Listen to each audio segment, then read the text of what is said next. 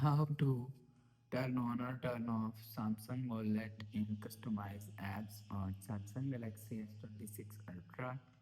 Let's start the video. First of all, go to App Library. Here click on Settings app.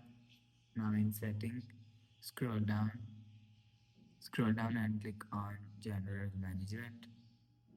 After click on General Management, scroll down and click on Customization Service.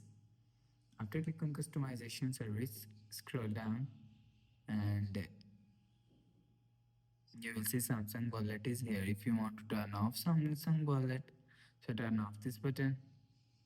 After turn off this button, you will see Samsung Wallet is turned off.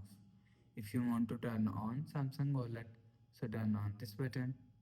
After turn on this button, you will see Samsung Wallet is turned on. You will turn on or turn off Samsung Wallet from here.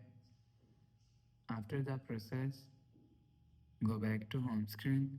So that's how you can turn on or turn off Samsung Wallet in customized apps on Samsung Galaxy S26 Ultra. If you like the video, please subscribe. Thanks for watching.